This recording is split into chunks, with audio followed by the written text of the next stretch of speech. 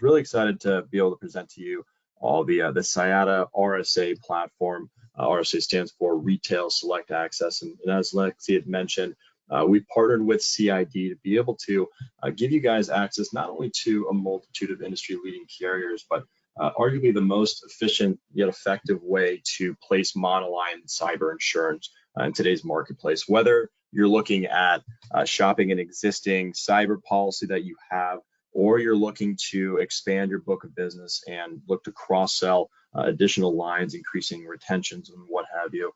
This is a really great tool for you all to be able to leverage in doing just that. So the process and how this works is, if they haven't already, and some may already have this link, but Lexi and Jacob can send it over to you. It's a simple single sign-on where you'll click in and it will bring you directly to the Sayata platform. So we're going to go through what your user experience would look like from start to finish, where you're able to transact virtually the first 98% of the account lifecycle. One thing I do want to know before we get started is, once you've generated your first submission, you'll receive an email from Sayata that's going to ask you to confirm your email address and ultimately provide you with your login credentials, giving you access to the full scope of the Sayata offering. And I'll show you exactly what that looks like kind of on the back end. But to start, we're going to go through what the submission process is, really highlight the overall value proposition as we go through that, and then look at the application process, the quote comparison process, and then what to do kind of on the back end. So as Lexi mentioned, really just dive into what that user experience would look like for all of you.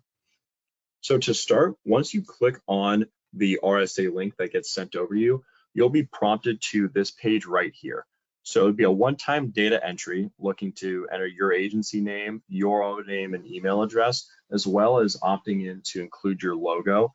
This will be automatically embedded in all the quote letters, as well as all of the proposal packs going forward. So as I mentioned, this is a one-time data entry, and then from this point on, all the submissions will look the exact same. So to start, we have kind of just a boilerplate request here. You're putting in the initial limit retention options. Just note that in a couple of minutes, you'll see where you can seamlessly request a multitude of limit retention options. And then we also just ask you to confirm that there hasn't been any cyber-related events within the last 5 years. We'll also get into the overall appetite of the platform in just a moment, but this right here is going to be that initial page to start the submission process. From here, you're going to go in and enter the company name and the state that your client is domiciled in. Through the Dun & Bradstreet database, it'll populate a list of all the different companies within that state. So for today's example, we'll use the Starbucks Corporation out in Laguna Niguel. So once you see that proper entity here, you'll go ahead and select that. Now, keep in mind, if for whatever reason it's not listed in the Dun & Bradstreet database, you can always click this Enter Manually Instead button. It'll pull you to the next page. You'll just have to put in a couple of other pieces of info, and I'll show you what those are in just a moment. So from here, you go ahead and click Continue, and you're going to be about halfway done with your submission. So you can see that through the Dun & Bradstreet database in our systems, it pulls over the company name, the website, the address, as well as the suggested NAICS code, so that industry classification code the carriers are going to be rating this particular client of yours off of. All of those points get pulled over. So best practice number one is just confirm that this information is up to speed. Dun & Bradstreet, they update their systems, I believe semi-annually is not annually, so we've seen where the address might be a different address, which is totally okay. You can go in and type out, the current address as you have it in your systems, and then just again making sure that that information is confirmed there, as well as the website, company name, how you want it listed on the policy. Once you've gone through and confirmed those 4 points, really the only thing left to do is confirm the annual revenues. If they currently carry standalone cyber, great. You'll go ahead and put in the expiration date. If not, it's not going to impact the rating process at all. And then lastly, looking at various security controls, a multitude of carriers require multi-factor authentication. Some of you may use this, whether it be like Duo or just think about like a dual login to your email address or bank account. That's what they're looking at for MFA. And so we'd like to ask that question up front. If you're not sure, that's totally okay. You can select I don't know. Just keep in mind that question will be need to be answered at some point prior to binding. So before we go to the next page, I want to take a moment just to look at the overall appetite of the Sayata platform. So really, we're built for small to mid-sized business, and the way that we classify that is up to about 100 million in revenue, and then it excludes just a couple of classifications. So because there's such a broad carrier panel, it's a lot easier to say what doesn't fit versus what does. We've seen pretty much any and everything under the sun. What we can't see on the platform specifically is going to be cannabis related risks, online gambling, adult content, MSPs, as well as MSSPs. So you'll see right here that you're left to confirm that just below the industry classification there.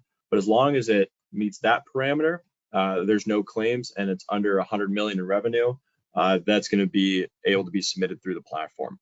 Keep in mind, if it doesn't fit the carrier's API appetite, so basically just their own portal appetite, you can always go to Lexi at CID and she can shop with additional markets, especially if it is a higher revenue threshold account or a tougher classification. And then lastly, I just want to point out, we have a new tool called Easy Firm. So you'll see here, you can toggle this on or off. What this is just an optional subset of 8 cybersecurity questions. This helps not only firm up the terms on the front end, but in many cases, if all the questions are completed, it'll actually generate bindable quote options. So again, this is this initial quoting page is for stronger indications. If you're looking for bindable quote options, you can utilize that Easy Firm tool.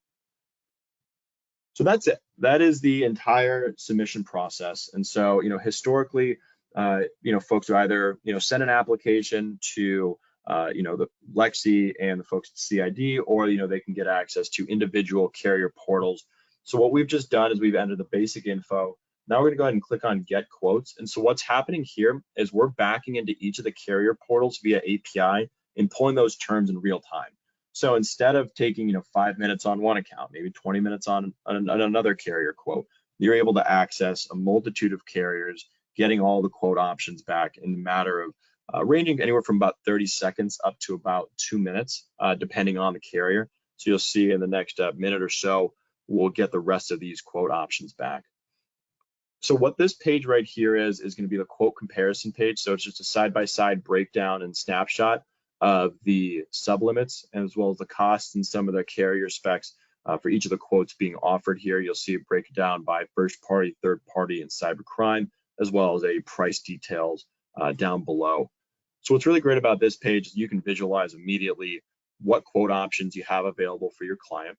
You can also come in and request a multitude of limit retention options. You'll see here this limit retention bar. You can click that drop down, go in and request anything from 100,000 in limits all the way up to 5 million in limits. And the same thing with the retentions, 1K all the way up to 10K.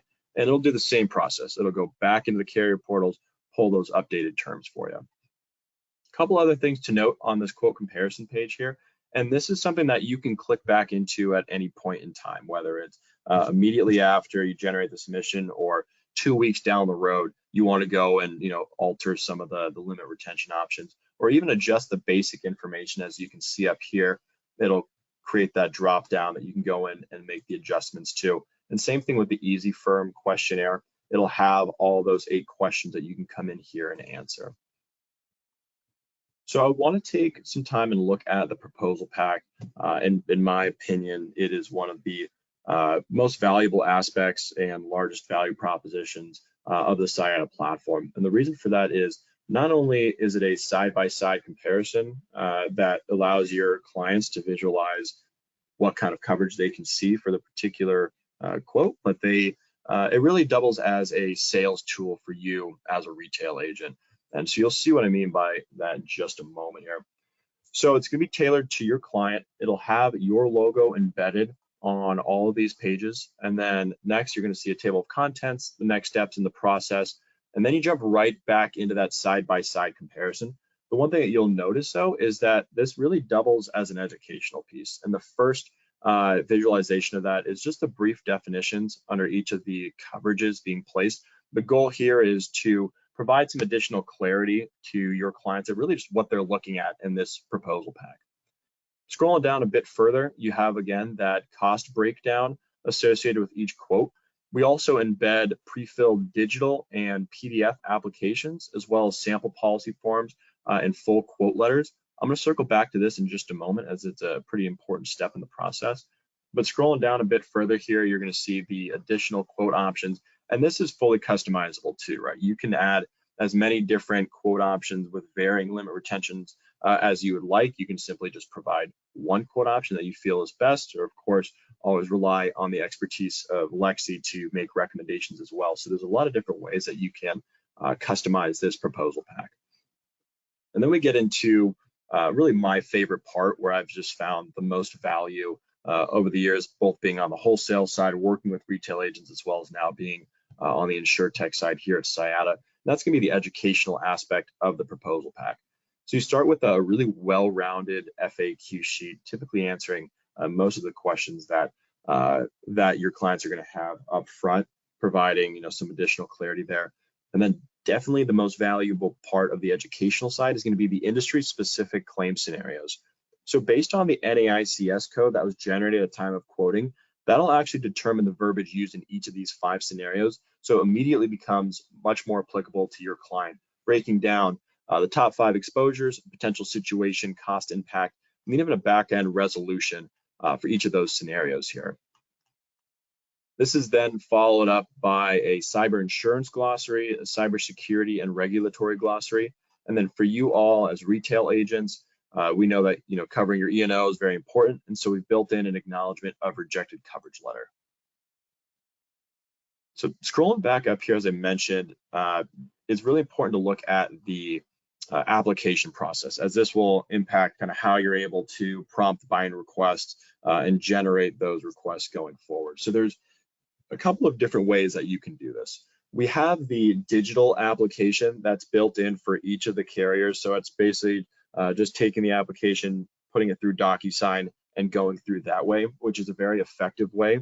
What's also nice about that is it automatically syncs with our system. So it's a lot less manual work on both your end and on Lexi's end. And what I mean by that is simply confirming the presumptions, which are the application questions. We've also built out our own eFlow process. And so what that is it's just taking DocuSign to the next step. And I'll show you right here what that looks like. We have this for a handful of our carriers currently, but we're going to be implementing this for all of them in the very near future. It basically just takes all the questions from the application, puts it in a very well formatted page here. You can go in and put all the information, answer the questions as needed. It'll then automatically update that application. So the only thing that your client would have to do is then digitally sign that. As I mentioned, that syncs with our system, so it takes some of the lifting out of that bind prompt process. Now, conversely, we know not everybody likes to use DocuSign or digital formatting, and so you can utilize the PDF application as well. And what you can do is once you've sent them that proposal, as I mentioned, it's built into that proposal under the review application button. You can come in here and click on select and continue. And then if you have that completed application, you can go ahead and actually upload that to the system. So you'll see here, it says click here to download PDF and upload signed copy. You go ahead and drag and drop that in there. And then from there, it's going to allow you to prompt that bind request. And I'll show you what that looks like in just a moment once we stop spinning here. Give that a quick sec. So whether your client has utilized the digital application or they sent you over the PDF application, once that's been uploaded, the digital app being automated and the PDF being manual upload, you'll be able to then prompt that bind request. So coming in here, inputting the requested effective date, as well as the insured's contact info. As soon as you hit send request, Lexi is pinged right away saying, hey, ABC agent is ready to bind XYZ account. Here's the requested effective date. Here's the insured's contact info. The quote's already uploaded and firmed up. And so the only thing that she's going to be doing is processing that bind request. So what's really nice about that is it takes a lot of the trading grit out of the account lifecycle. So in reality, you're able to turn around that binder, whether it be same day or within 24 hours of actually processing that on your end, and that's carrier wide. In addition to the educational resources that we have built in to the proposal pack, we also have our own recordings of various educational webinars with our carriers, even recorded CE classes, as well as various podcasts that we've done with various folks throughout the industry. So that's really good content, not only for yourself, but in many cases, even your clients, if they're looking to learn a bit more about cyber insurance, how to sell it, how to better understand it. And so you can find all of that on the Sayata website as well. This is what your dashboard will look like. So as soon as you've confirmed your email address after that first submission, this houses all of your accounts, allows you to generate new submissions, click into existing ones, as I mentioned, adjust any of the basic information, create proposal packs, prompt bind requests. It also keeps track of your production, so the number of submissions, binders, policies, etc. We even have a help center built here into this as well. So this is where you're able to find some FAQ sheets and how-to guides, as well as some troubleshooting tips. So all of which is made available on that platform for you.